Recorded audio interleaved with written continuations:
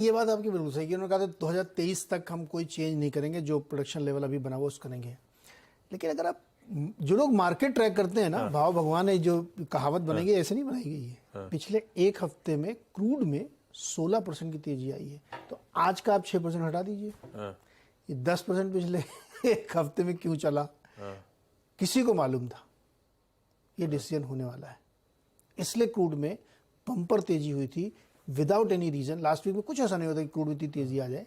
तो ये जो 10% की रैली हुई, मतलब कहीं ना कहीं अंदर खाने में ओपेक कंट्रीज के बीच में डिस्कशन रहा होगा कि हम लोग बढ़ाएंगे, और ये सरप्राइज मूव उन्होंने कल शाम को कर दिया। आज की मीटिंग अब एक फॉर्मेलिटी रह गई है। क्यों किया उन्होंने? दो लॉजिक दे रहे हैं। एक तो वो ये कह रहे हैं कि हमारे जो प्राइस है वो बहुत नीचे आ गए और उसको स्टेबल करने के लिए बहुत जरूरी है कि हम दाम प्रोडक्शन कट करें। और दिलचस्प बात यह कि इसमें सबने कट किया है, सऊदी अरब से लेकर गबॉन तक। जो चिंटू प्लेयर है, सबसे छोटा प्लेयर गबॉन है, उसने भी 8,000 बैरल काटे हैं। तो ये इस लेवल की कंसेंसस एक सहमति बन गई थी सब में। तो एक ये काटा। दूसरा, Russia already 5 lakh barrel cut करके चल रहा था कि वो कर रहा था जून में हम रिव्यू करेंगे। अब उसने भी कह दिया हम दिसंबर तक कंटिन्यू करेंगे। तो कुल मिला के 16,57,000 बैरल पर डे कटेगा। अब टोटल 37 लाख हो गए, जो ऑलरेडी कटौती चल रही थी। अब इसमें इंटरेस्टिंग पॉइंट ये है कि सारे ने मिलकर प्रोडक्शन कट किया है। तो एक रीजन वो दे रहे हैं कि प्राइस हमको स्टेबल रखना है। दूसरा एक बड़ा रीजन उनके सामने ये आ रहा है कि बहुत सारे लोग ये प्रिडिक्ट कर रहे हैं कि सेकंड हाफ में रिसेशन की संभावना काफी बड़ी है, यूएस में खास तौर पे, और ग्लोबली भी इसका इंपैक्ट देखने को मिलेगा। ऐसी स्थिति में क्रूड की डिमांड बारिंग चाइना और इंडिया और गिर सकती है। तो वैसे में आपको जब प्राइस और नीचे करने पड़ सकते हैं या प्रोडक्शन को कम करना पड़ सकता है, तो उस सिचुएशन को डील करने के लिए पहले ही उन्होंने ये खेल कर दिया है कि हमने प्रोडक्शन कट कर दिया, जिससे कि उस समय रिड्यूस डिमांड को हम इसी भाव पे कैटर कर सकें। तो ये एक बिल्कुल प्री प्लान स्ट्रेटेजी थी ग्लोबल ऑयल कंपनीज की, और इसीलिए कल ये उन्होंने खेल कर दिया है। और ये भारत जैसे देशों के लिए नेगेटिव है, चीन के लिए नेगेटिव है, क्योंकि यहाँ एक्चुअली डिमांड 2-2 साल के हाईस पे चल रही है। 24 महीने की हाई पे डिमांड चल रही है इंडिया की। तो इंडिया के लिए नेगेटिव है। हमको कहा जाता है कि हम लोग रूस से ले रहे हैं, बहुत सस्ता थे, लेकिन एक्चुअली उसकी लैंडेड कॉस्ट आपकी $90 के आसपास पड़ जाती कहीं, क्योंकि बहुत कॉस्टिंग हो गई है जब से शिप वेप बंद कर दी उन्होंने इंश्योरेंस की वजह से।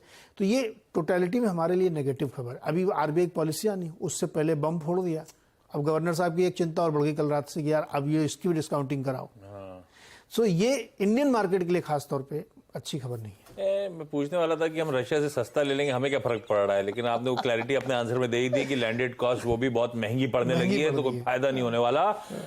ये क्रूड ने सारे समीकरण बिगाड़ दिए। हम ऑयल इंपोर्टिंग मेजर हैं, हमें बहुत सेंसिटिव है क्रूड के प्राइसेस को लेकर। ध्यान रखिएगा, $6 के उछाल को आज के सेशन में खुलते ही हमें डाइजेस्ट करना है। एक और इसमें देखिए दुविधा की बात है सरकार के सामने। 1 अप्रैल हो गया, गैस के दाम चेंज नहीं हुए। 6-6 महीने में रिव्यू होते हैं। लास्ट वीक हमने खबर की थी कि बुधवार को मीटिंग करेंगे कैबिनेट की, उसमें किरीट पारिक रिपोर्ट को अप्रूव कर देंगे। तो $4 और $6.5 के बैंड को ले आएंगे, $6.5 पे कैप कर देंगे। कोई फैसला नहीं हुआ, न शुक्रवार को कैबिनेट हुई, न बुधवार कैबिनेट हुई, और 1 तारीख से कोई प्राइस रिवीजन भी नहीं हुआ। यानी जो पहले से चल रहा वही प्राइस कंटिन्यू। अभी क्या करना सरकार को ये समझ में नहीं आ रहा। अब लो एक नई समस्या, अब आप क्या करेंगे? देखते इस हफ्ते कुछ होता कि नहीं होता, क्योंकि वो तो करना पड़ेगा इनको, चूंकि आपने नियम बना रखा है। तो ये है भाई क्रूड का खेल। कई सारी कंपनीज वैसे इससे ये पूरे मार्केट पे इंपैक्टिंग है। कंपनी स्पेसिफिक तो मैं आगे बता दूंगा, आप सब जानते हैं, अब तो रट गया है वो अपस्ट्रीम कंपनीज, ओएनजीसी, ऑयल, एचओईसी जैसी। बाकी कंजम्पशन वाले सारे स्पेस जो ओएमसीज हो गई, पेंट हो गया, डिराइड प्रोडक्ट्स में टायर वगैरह हो गए, सबके लिए बुरी खबर है जो कच्चा तेल इस तरह का उछाल दिखा रहा है। 2 मिलियन बैरल्स पहले से चल रहा था, एडिशनल 1.6-1.7 मिलियन बैरल्स का कल अनाउंसमेंट आ गया है। 4.25 मिलियन बैरल्स के आसपास पर डे प्रोडक्शन कट का ये ओपेक का सरप्राइज फैसला, और डर कि रिसेशन की तरफ स्लिप हो रहे हैं उससे पहले प्राइस को थामने की कोशिश।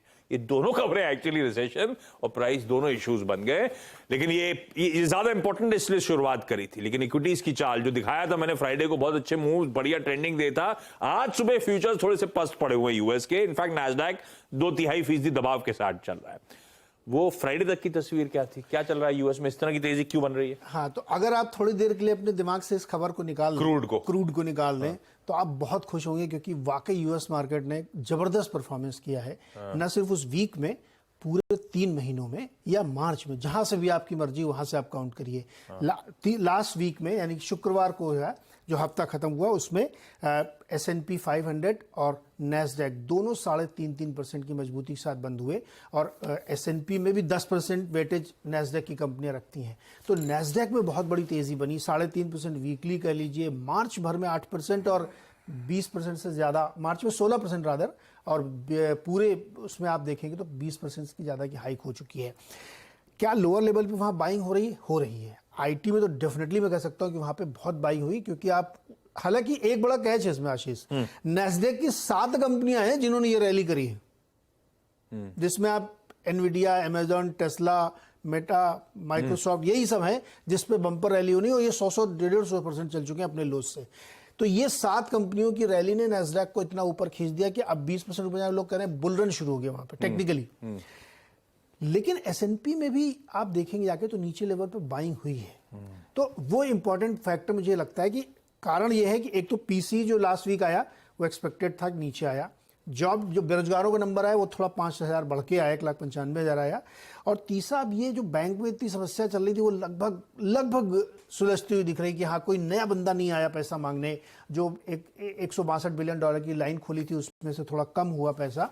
तो ये सब फैक्टर मिला के मार्केट में एक तेजी लेके वहां पे लोग चल रहे थे, और इसी कारण आप देखिए कि दो इंडिकेशन आपको देता हूं। टेस्ला ने रिकॉर्ड नंबर की गाड़ी ने सिर्फ प्रोड्यूस की है, बेची भी है। जनवरी में उन्होंने प्राइस कट किया था मार्केट को कैप्चर करने के लिए, उसकी वजह से उनकी बम्पर सेल हुई है अमेरिका और चीन में। तो मैंने अभी कहा ना, चीन में बहुत बम्पर तेजी चल रही है, तो चीन का सेल नंबर और अमेरिका का सेल नंबर मिला के टेस्ला ने रिकॉर्ड कायम किया। साथ के साथ अब क्रेडिट स्विस जो है यूबीएस में चला गया, यूबीएस 30% लोगों की नौकरी छटनी भी करेगा। 30% नंबर 35,000 होता है उनका, 11,000 अकेले स्विट्जरलैंड में और बाकी ग्लोबली 25,000, तो 35-36,000 लोगों की नौकरी जाएगी। लेकिन क्योंकि वो मर्ज हुआ है तो इसलिए वो डिस्काउंटेड, इसमें बहुत लोग एक्स्ट्रा होंगे। अब उनकी किस्मत खराब है तो उसमें कुछ नहीं कहा जा सकता। लेकिन यूएस मार्केट एक बहुत स्ट्रांग फुटिंग में था और उसके संकेत यहाँ पे मिलने चाहिए थे। जेपी मॉर्गन के जो फिक्स्ड इनकम के ग्लोबल हेड हैं वो ये बात कह रहे हैं कि यहां से लेके जून तक मार्केट में एक बढ़िया तेजी होनी चाहिए इक्विटी में। वो डेट के हैं लेकिन इक्विटी की बात करें कि यहाँ पे जो प्रीमाइस सेट हुआ उससे हमको लगता है कि तेजी आएगी। जून के बाद फिर वो रिसेशन मंदी की बातें कर रहे हैं। तो मुझे लगता है कि अगर आप ये क्रूड वाली खबर को भूल जाए थोड़ी देर के लिए तो ग्लोबल मार्केट तो बहुत अच्छे हैं, बट भूलने देंगे नहीं हम आपको।